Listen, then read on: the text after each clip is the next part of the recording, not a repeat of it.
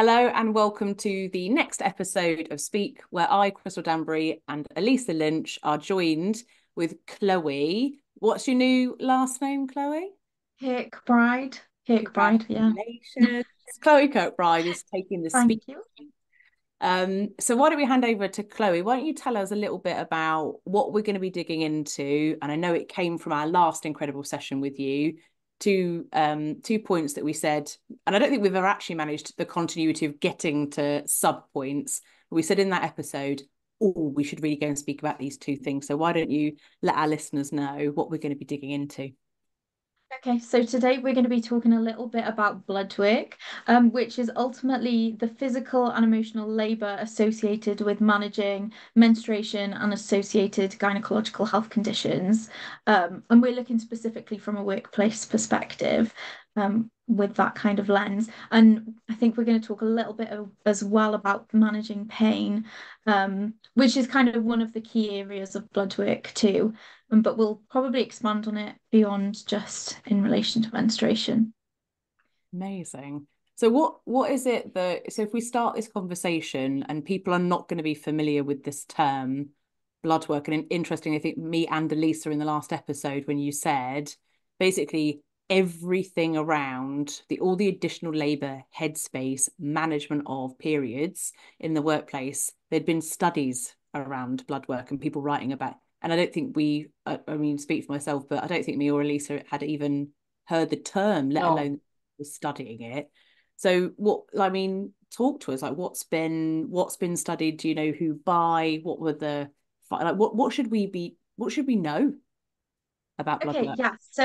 So blood work, there's one paper and it's called, I've got it here because I'm very organized, but also because I keep reading it for my PhD. So it's called Blood Work, Managing Menstruation, Menopause, and Gynecological Health Conditions in the Workplace. So this paper is by Catherine Sang, Jen Remont, Thomas Calvard, and Catriona Mayhill. Um, and ultimately, what they were looking at is experiences. So it's a qualitative piece of research looking at experiences of gynecological health conditions in the workplace. And so it's only the one paper that mentions blood work, although it's been cited quite a few times now in other papers that I've read, as this concept of, as I said, the physical and emotional kind of labor that is associated with managing primarily menstruation, but also other gynecological health conditions.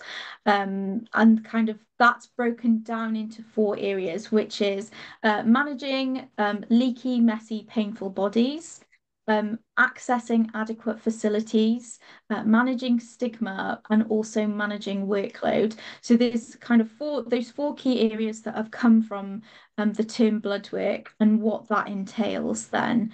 And we can kind of delve into those if that would be helpful. Yeah, I think a really good frame to be digging into.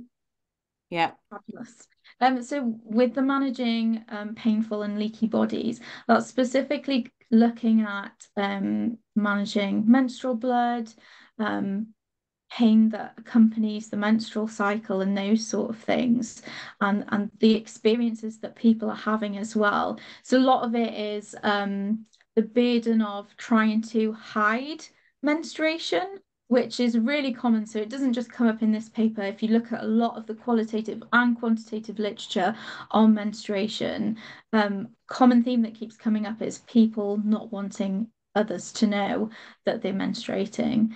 Um, and so I don't know if either of you are the same. There's been many a time in my life where I've had to hide a tampon up my sleeve, Up the sleeve. or a Up pad, the yeah, sleeve. right up the sleeve, um, Mine and is run to the toilet. standing sideways to my handbag and slipping a towel in my back pocket of my jeans and just being like, I think that was slick. I don't think anyone saw. But how bizarre. It is really bizarre, and a lot of it stems from this idea of I don't want anyone to know that I'm experiencing that I'm bleeding. Mm. Um, And there's so much stigma and taboo that sits behind this, and there's so many different kind of cultural elements to this as well. I was reading a really interesting paper, and I'll bring it up here because I found it fascinating whilst I was reading. But this person was doing a study, and they were talking to women in Africa um, that worked within a marketplace. So they didn't actually have a workplace per se, it was the market. And for some of them, they had their own kind of little stalls, and others kind of were just walking around selling their wares. And she was asking them about their experiences of trying to manage their menstrual cycle and kind of menstrual blood. Um, but something that just didn't even cross my mind was there's kind of cultural elements that come with this in relation to menstrual blood, particularly in the area that she was studying, where there was a lot of fear around somebody acquiring their menstrual blood. So they wouldn't dispose of their period products in a toilet, like a public toilet, or even at home, they wouldn't throw their period products away. They actually would burn them, because there was a fear that if somebody were to get your menstrual blood, they could potentially put a curse on you.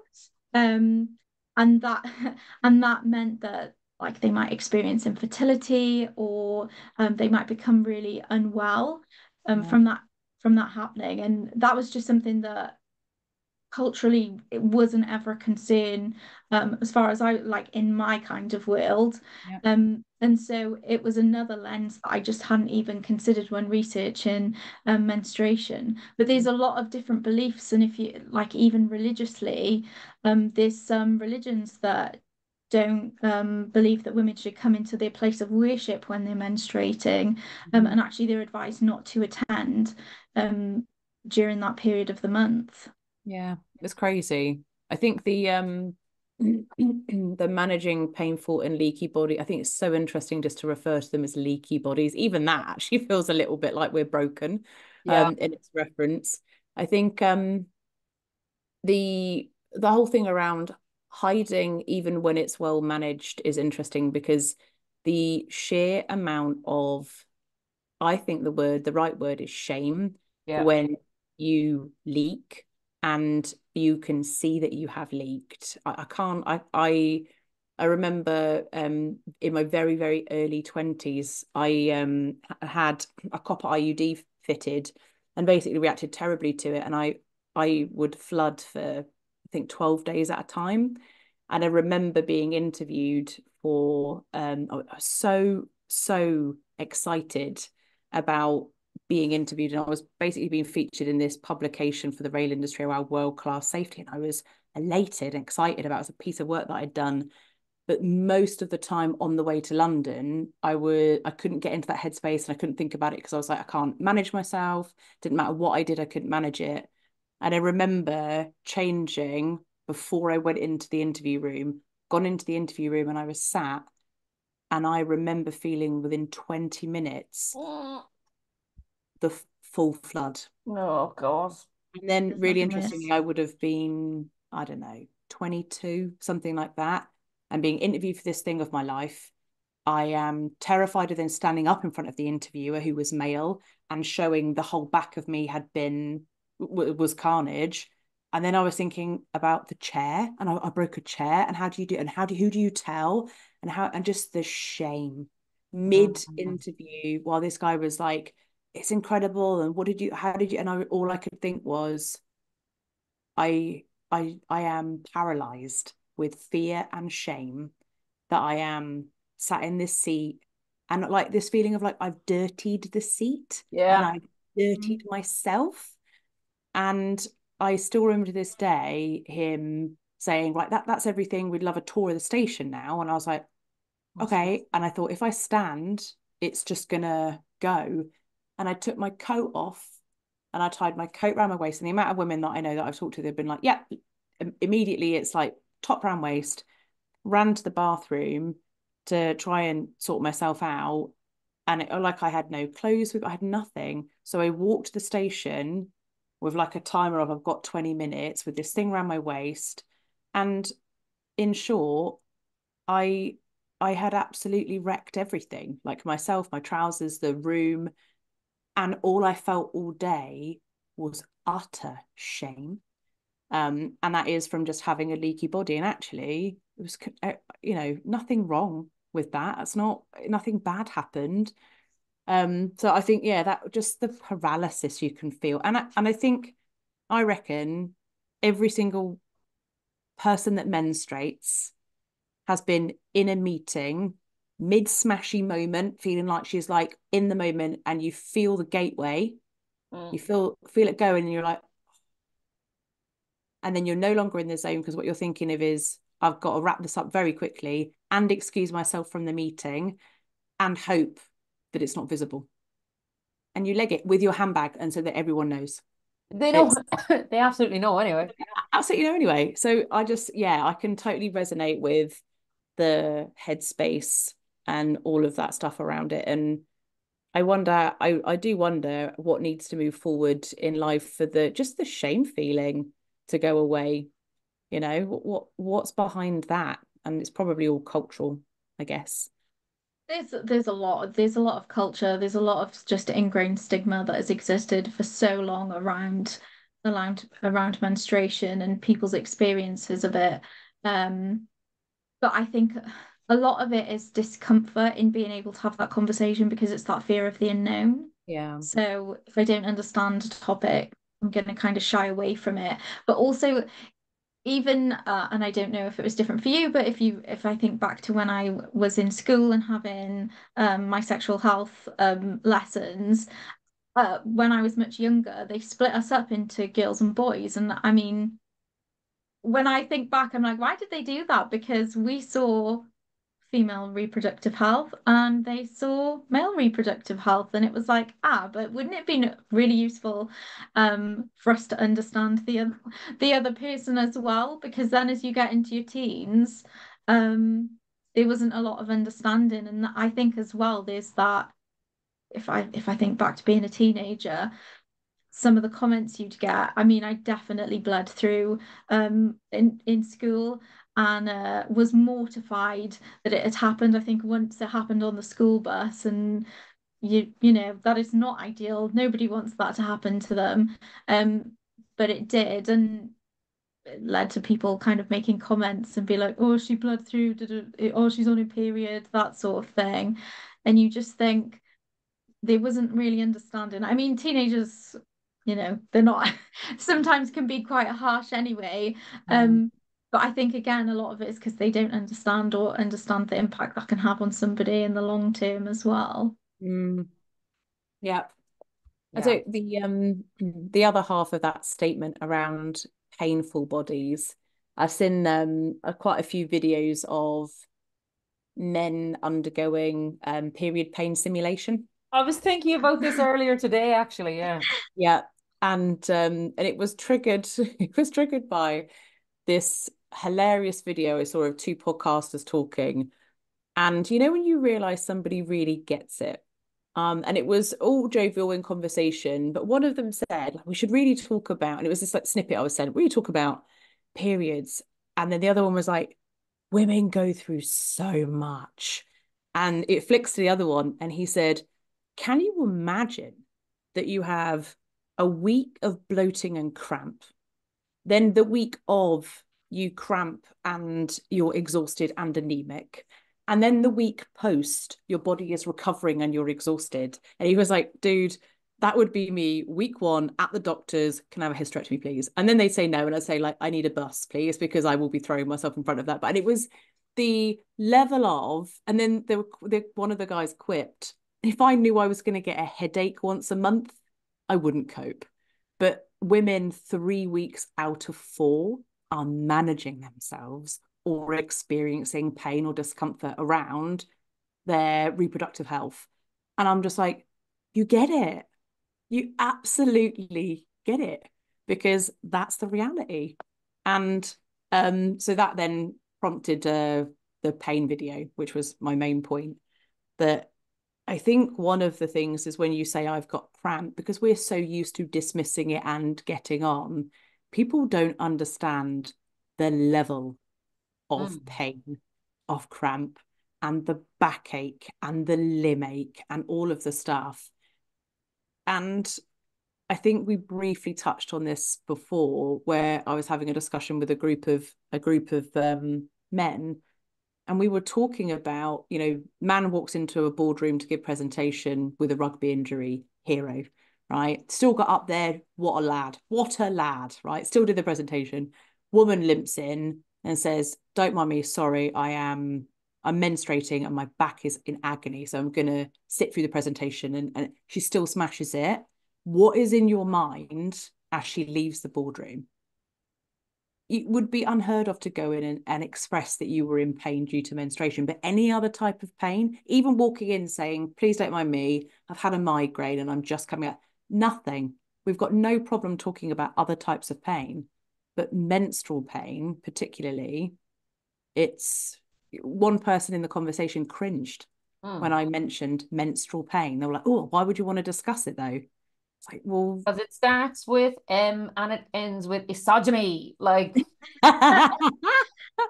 So, that's and it's cultural misogyny, it's internalized misogyny. Like even when you say like, oh, I feel like I've soiled myself, like I'm dirty, it's like that's even the framing of female hygiene products. Fucking that term sends me into orbit. Like yeah. what? What would the alternative be if you were going to be like a non, like, menstrual Period product? Menstrual products. products. Yeah, Period yeah, Menstrual, products. period or right? Menstrual menstrual product. products. There are some stores now that just have period products, but like it's yeah, feminine hygiene. Blech. Yeah. No, no one Actually, likes that nobody term. likes that term. Come No. on. I And Terrible. is it so because the connotation is it's about your hygiene because it's dirty? Is that Yes. the yeah, connotation? Yeah. Right. yeah. So it's a really interesting, so what you were saying there, Crystal, it made me think of, so one of the kind of elements that are discussed in the Bloodwork paper is around menstrual etiquette. So this Mm. idea of we Hmm. have to almost eliminate menstruation. It doesn't exist. So like you said, you would never go into that meeting and be like, oh, I'm really sorry, I've got horrendous cramps today, because the etiquette wouldn't, it's not socially acceptable to do that, but it would be acceptable for you to go in and say, I've got a migraine today. Hmm. Um, and interestingly, if you look at the research, a lot of women would much prefer to say that they've got diarrhea and vomiting, or that they've got a migraine, Hmm. because others would understand it rather than say that they've got menstrual pain. And that's like a common occurrence throughout the research, um, that people would much prefer to lie about the reason that they maybe need time off work or need to work from home. The preference is to say that it's due to something else rather than admit that it's menstrual pain. Was there any distinction in if that was in like mixed gender workplaces or all Hmm. female? Like I'm thinking a lot of my friends now who would work in nursing and things like that, where it's majority female. I'd imagine they'd go in and be like, Jesus, yeah, I'm like period this month, Yeah, so period this week. They probably would say it. typically, yeah, typically women working in female-dominated workplaces feel more comfortable expressing that it's due to menstruation than in Hmm. male-dominated workforces. They prefer to say that that's not the case. But I think there needs to be more research. That's just a general kind of overview Yeah. of what is quite a limited evidence base. But that does seem to be a theme that comes up. But even so, there's some people had mentioned that they actually felt that they'd actually spoken about their experience of menstruation with their manager, who was a female, and because that person didn't experience um, like a really painful menstruation, then they weren't very understanding at all, and were kind of like, well, I get through it. Why Yeah. can't you? Hmm. Um, and that's certainly a pet peeve of mine, that pain's subjective, isn't it? And Yes. so what might be a level 7 on the pain scale for one person could be a 10 on somebody else's pain scale. It doesn't mean the pain is any less real. So it's The definitely one of psychological those impact of things. that pain is what it is, right? It's not dictated by somebody's opinion of what it should be. Mm. So yeah, absolutely. Shocking. Absolutely shocking. And I do think I think the last episode was a proper light bulb for me when we were talking about this. And I started to really question like all the things that I never say and that we all never say. Anyone that menstruates, all the things that you hide and deal with and manage. And I really, really don't like taking pain medication because I'm allergic to pretty much every antibiotic. So I don't know. I just worry about taking it and one day having a reaction. So I don't take it very often. The amount of times I've been in the workplace thinking, I am not going to be able to stand, so I have to, just because I won't be able to explain to somebody, like, I am doubled and I cannot function because the pain is that bad. And I have got a wildly high pain threshold, but some days it is debilitating. And some days I wish people just got it and just understood how difficult it is. And if you are one of the amazing men that watched the last one and reached out to us to say thank you for enlightening, Google men and pain simulations on in like YouTube or whatever. It is hysterical to watch men be like, what do you mean this is 3 out of 10? Yeah. I could not function. And like we roll for our day. We'll walk through the office purposefully stiffened back and just being like, we're cool. And we learn to walk on with it. Mad. Been gaslighting We myself. Totally fine. Totally fine. we do that. We definitely do that. And interestingly as well, when women do uh like feel that their menstrual cycle impacts on their productivity, they try to make up for it for the rest of the month. So even if it was one day where they feel that they're not as productive because of their menstrual cycle, they do additional labor throughout the rest of the month to make up for that one day, because psychologically they feel guilty. Um, Mm. because of how they've had to manage their body. Whereas if you were ill and you felt unwell because you had a cold or the flu or something, you don't tend to kind of burden yourself with additional labor after it. But it was really typical, if you look at some of the research, it's really typical for women to then go, well, I'm going to work harder to make up for it, because of my own kind of guilt that I feel. Which it's just fascinating to see. And that was the same with menopausal women as well, who kind of had symptoms that were impacting on their work. When they were feeling healthy and well, they just kind of go hell for leather. And ultimately, they're super fatigued then because they're not giving themselves a chance to kind of recuperate Mm. from some of those symptoms. And oh, sorry, Go go on. on. No, go on. We tend to like mask a lot of our symptoms as well. So to remain professional or to be perceived as professional, we often will kind of like could be in excruciating pain, but as you said, we'll hold ourselves high. We'll kind of have an eye twitch probably, but ultimately we're not gonna make a show of it. We're just kind of gonna hide some of those symptoms. Yeah. You mentioned menopausal women, and I think one of the things that occurred to me after our last discussion, I probably mentioned it in response to you talking about menopause, but I was listening to some women discuss the impact on, we have this like massive driver for women in the exec level and the gender disparity at like boards and all that sort of stuff. But if it takes a woman an unfair amount of time due to biases in the workplace, typically to get to that level, she typically hits it around her 50s. And then she hits the exec level around her 50s and then hits menopause and then has complete fatigue, cloudy brain, can't operate as slickly as she would have done. And I think there has been, where did I hear about this research being done? But I think it might have been on an episode around menopause that we did with Heather Beach and another lady, I can't remember her name, was saying that typically women will rather quit, dip out of the workplace altogether, and they feel like they're failing. So we're going to struggle to get women there because they hit there and there isn't maturity around menopause and how it is managed in the workplace. And actually, um, I watched a Diary of a CEO podcast all about menopause in the workplace as well. And they were saying once you've got past that stage, fire, actually, stability, hormone leveling out, all that stuff. We just need an ability to get there with support. But yeah, I wonder what impact that will have on the boardroom in terms of us getting women into the boardroom and to that great level where they should be, and then them suffering greatly when they hit their 50s. So yeah, that's just something that sort of sits on my mind really as a problem statement. I hope we get much slicker and more mature in how we help women manage menopause in the workplace? I think I think as well it's really sad because it's totally preventable for women to get to that point where they have these Yeah. experiences with menopause in particular, and they feel that they need to leave work, and we're not actually creating workplaces that support them. Um, because in most cases it's not that difficult. Flexible working, actually making accommodations for people and having conversations with people and asking what would help you thrive at work.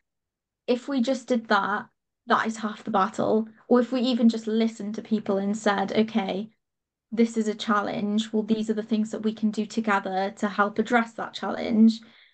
The majority of those people wouldn't actually leave work. It's usually they leave because it's become a last resort for them because the workplace is so structured in a way that doesn't support them in kind of managing those symptoms, that the only way out for them feels like, oh, I don't want to let people down, so I will just leave. And it's so sad because it is so preventable. And I think it's the same for people with menstrual health disorders and gynecological health conditions that are like extremely exacerbated. They lose their confidence, and actually, there's a fear of speaking out and saying, okay, well, this workplace doesn't actually work for me, but I know I can be really good if we made these amends to my work environment. And then you keep people at work. I Mm. had a conversation with somebody in HR not that long ago, and they were like, "We really need this person to come back to work. They've gone on long-term sick because they're going through menopause, but we need them to be in the office." And I was like, "Okay, they've expressed to you that they're happy to come into the office certain days of the week. Ultimately, they don't feel that they can every day because of their menopause symptoms at the moment." So they were like, yeah, but we do need her to be in every single day. And I'm like, but why? Why? Like, Why? And why? actually, it was the conversation. And I was like, but what's changed between 2 months that has led you to actually get to a point where you've said, no, she needs to be in? And they were like, oh, well, it's the rules. Okay, but we have flexible working policies, we have workplace adjustments that we can make. So actually, what I'm hearing is that there's no real reason behind this. And actually, what we've done is we've driven somebody to so much stress because we want them to be in an office that is not the right environment for them at the moment because they're experiencing extreme flooding, extreme hot flushes, that we've now they're now on long-term sick. Yeah. However, if we Who change, wins? No one. well, yeah, but no one wins in this scenario. However, if we actually had a conversation with them and said, yeah, of course, come into the office on these days because that's when we're going to be having our team meetings and when we actually need to collaborate, which by the way, they'd agreed to, they were happy to do that. Um, and work from home the rest of the time because you're going to be more productive. You're in an environment where you can manage your symptoms. We realized the problem here. And actually that person went, oh, I didn't know we could do that. And I was in shock because I was like, come on now. Come on now. It Be shouldn't be this better. difficult. Yeah. Be It better. shouldn't be this difficult. Oh my God. Like, be better. That is ridiculous. And that Yeah. person, sorry, I'm being attacky now, but works in HR and probably And works but from home a couple of days for themselves. Like, and it's like, and obviously we're talking about very much like office-based type roles here. Mm. So it's like where you can do it. And yes, it's obviously different if it's an inherent requirement of your role that you need to be, on a production line or climbing up a yeah. pole or on a ladder or whatever it is. Yeah. Um, Crystal, you've something to jump in there. Go on. No, I was saying actually, I think that when you were saying about the four things, Chloe, the messy, leaky bodies, the stigma, which I think we covered, and I think that's a beautiful segue, at least into the one that I am really interested in, which is about access. And Yes. you're already going to the engineer, the production line, the something. We're talking about difficulty in shifting a mindset when when we're talking about a day-to-day sat at a computer, you can input and output from Yeah. anywhere. Can I just say in the world, not even like, how crazy, but in the world. And that doesn't even then shift to the access to an ability to manage your painful, leaky body. If you are an engineer, and the minute you said up the pole, I was like, it drives me crazy that I saw when I worked in the telecoms industry, like real verbatim examples of why our campaign to get women in as engineers had worked, and they just turn around and they leave. And one of them was like, where am I putting my tampons? Yeah. I don't know what you've given me a van and you've given me a ladder and I'm in the field and I could be in the middle of nowhere, but there is absolutely no design. I want to be an engineer. That's what I want to do. And I'm fully capable of doing it. I just have no access to dispose of and change my period products.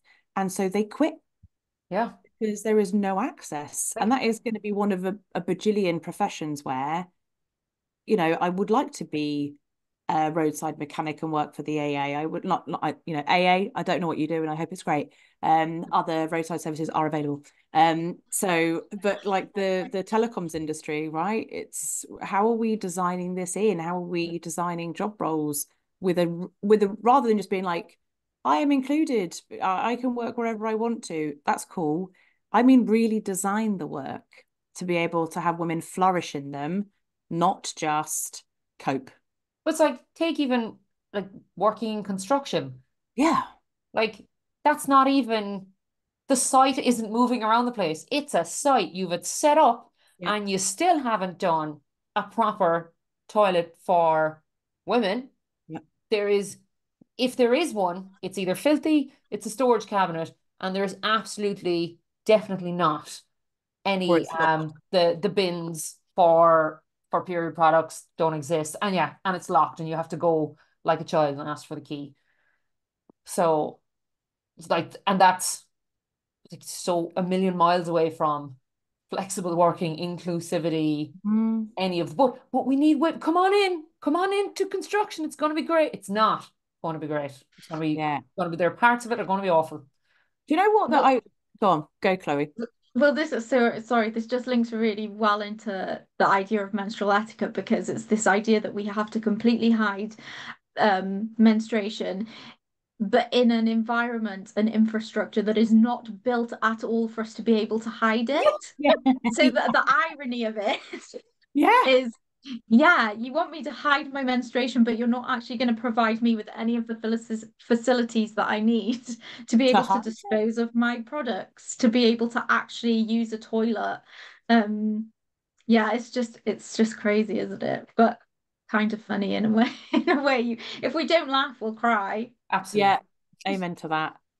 I was thinking about when I think about periods on a construction site, I think about the high tower cranes and like the fact that you can be up there for hours and hours and hours. Yeah. And I know that I would be up and up, like, you know, every 2 hours, literally, that's what I would require.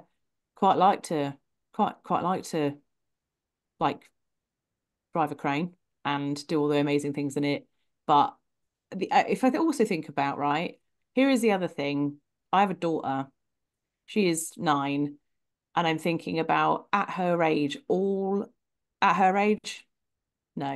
around 16, 17, all of the professions I auto scratched out because I was like, oh, I can't, you know, Mm. girls can't do this because in the back of your mind, it's like, well, how could I be, I don't know, a copper on the beat? Like, what am I supposed to? It's natural if you're a woman to think about what jobs you can do with the, you know, you make assumptions of what facilities can be provided, etc. But construction, things that are on your feet all day, in the field, bound to cranes or in construction, whatever. And I just think if we really, really want gender balance and really everybody can do any role and do whatever the bloody hell they like, it really has to be designed in. That oh, she gone. Um, She might jump back in. she might run back in. But yeah, we have to be designing in an ability to manage being female in the Yeah, workplace. Do you know what I mean? Bare minimum. absolute bare minimum. Oh, yeah. Amazing. I think the access thing. I mean, you've worked in construction. Like, Yeah. how dicey is it? Pretty fucking dicey, I'm not gonna lie to you. It's Mm. it's pretty dicey. And like I remember being, and this was in, I was in a nice side office in Sydney one time. Like it was in an actual proper building, all the rest. So we had real proper facilities. And I was the only woman in the office, and then another woman joined. And at that time, for X reason, I didn't need to use sanitary bins, right? So Yeah. it just didn't enter my brain. I Yeah. never thought about it. And she had been in the workplace about a week, and she came up to me one day and she was like, "Oh, can I like ask you something?" And I was like, "Yeah." And she was like, "What's the story with sanitary bins?" And I was like, "What?"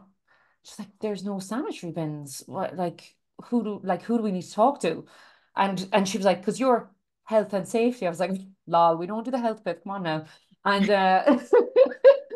but I was just like, "Oh," and she was like, and she said, "Oh, did you not notice?" And I was like, "Ugh.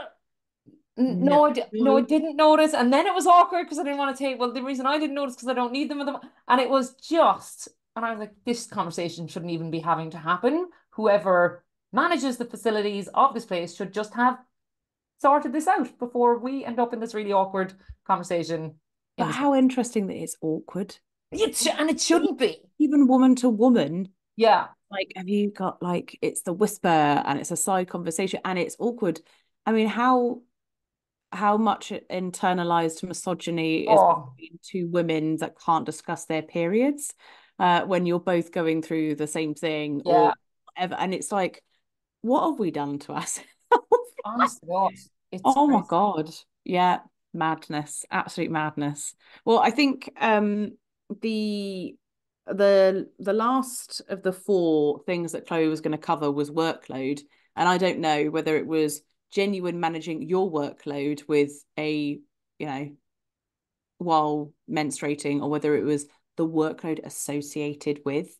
And I think the Yeah. workload associated with is a really interesting one because we discussed on the last pod, didn't we, around the additional brain power it takes even from getting up in the morning. Have I packed everything? Do I have it with me? If I haven't, or if I'm running out, stopping on the way, you know, natural breaks, comfort breaks in meetings, all that Yeah. sort of stuff. It's genuine work. And actually I don't know, to really sort of challenge myself in this discussion, I'm wearing cream today and I had to really think about how safe it was to wear cream. I Yeah. was like, okay, so if I double up and if I wear the shorts and the things and the blood and I even put a black dress on and I thought, but I want to wear this. Even getting dressed, around that shame piece, right, which is like, well, I don't want to carry a complete another outfit just Yes. in case. It's constant headspace that it takes up. So yeah, and even thinking about an agenda, you're like, right, at what point is there a break? Do I need Yeah. to make sure that I'm fresh going in to make sure that I can make it to the break? And then the moment of like, are we all good? We don't need a break, do we? Like we've got really good flow. And I'm like, so have I. Yeah. Probably can I Can can we I just can I tap out? So yeah, I think I think it's madness the workload that goes into, and that's without reproductive health issues, endometriosis, all those sorts of things. Um, I mentor an incredible woman called Emma, and hey, we welcome back. I was just saying we were just talking about the workload associated with managing menstruation, um, and the headspace that it requires day to day. And I was just saying that I mentor this incredible woman called Emma, and let's just, I it's not for me to air, but she is managing her own conditions, and it's constant headspace, Mm. and even to the point that she has to be around or near people, in case she suddenly out of nowhere needs medical attention. Like that's she can't be alone. That is some serious headspace to be taking up just in terms of managing reproductive health. And I just think, yeah, it's not really understood. And I think sometimes people, because they don't understand it, very easy to be dismissive of it, impatient of it, unempathetic. And actually, trust me when I say it is way more difficult for the person going through it than you having to watch them go through it. Absolutely. Yes, advice. such a good point. Such a good point. That like, oh, the conversation might be awkward for you. Oh well. Like, and definitely I think as if like if you are manager, male or female, and you have people who will menstruate on your team, lean into the fucking awkward and just Yeah, like man. try and support, Yeah. you know. Anything you need. That's that's so true. And you know, the experience for so many people is that that they try and have these conversations with their managers and they get shut down. But then I know so many people who have actually taken the time to try and teach their managers about their experiences, and actually that's been really helpful, but it takes a lot of time to get to that point of in being brave enough to have that conversation. It's really sad that the word that we have to use is that you are being brave to talk Mm. about your own experiences like that, Mm. but it can have a huge impact on your working life at the end of the day. And I think what we don't do very well is we don't necessarily need to be experts in a lot of these topics to have conversations around them, but Mm. people feel that they have to be, and that's where they shy away. And sometimes it's as easy as just going, okay, I don't understand this at all. I'm going to put my hands up and say I'm really like not feeling confident in this conversation, but I will do my very best to listen to you and understand your experience. Yeah, absolutely. Like God, I think if more people said that just in general, the world would be a better place. Yeah. It would be a much better place. I don't know if I'm opening a can of worms here, Because but I'm one of about to tell you to wrap up your thoughts. You're oh, like, but I want to. I do want to. So one of my thoughts probably was a lot of the discussions around this, and I'm also thinking about discussions around single parenting, parenting, whether you're male, female, non-binary, or identify as something other than the above. That I feel like the conversations around all of those things are awkward because they're typically us asking for something additional, something that a man wouldn't need. And I think what's happening in my brain is the underlying, like if you dig under that repellent feeling when you're asking for something more, I feel like what's sat underneath that is a feeling of, but you chose to be here. You wanted that job though, and and you this is your choice. So you get to step in and you don't get to ask for anything more. And oh, we've written some laws now, so you get to, but I'm going to make sure that you really feel like, you know, this is not, others might not need this. This is really difficult and awkward. And I wrote down the word lucky. I wrote down this feeling of like, but you're lucky to be here. You're lucky there is a law to support you. You are lucky that people are now talking about menopause and menstruation in the workplace. But I want to say this on behalf of myself. I'm not lucky. I work hard and I deserve the roles that I sit in and I deserve respect regardless of what my body does naturally, Mhm. right? And it shouldn't come into the question. The thing around needs is regardless of who you are, your gender, or what you're going through, the discussion is you are exceptional at what you do. How do I create an environment where you thrive? Like, full stop, no other things. How do I make it so that you work in an incredible place where you feel valued and you can thrive? Well, actually, I need to pick up my child from school on Monday, Friday, and I tend to get migraines around my period. So, like, if I need to tap out on that, but I'm usually up fit and strong next day, ready to roll. Cool. Okay, perfect. Can't wait to work with you. So I think my wrap-up thoughts are I implore anybody that has people on their team that menstruate to really sit back and think about asking your people what they need, actually anybody, what they need to thrive, and do they have it now? And even if it's something that you can't provide off the bat and it's a bigger conversation and there's digging, start the conversation and ask around. If you have locked toilets, have that discussion. Should not be locked. If you don't have sanitary if you do not have sanitary bins, or you have people on the road managing their periods, then ask the question, do you have an ability to manage them in a hygienic and respectful manner? Like, are you able to manage?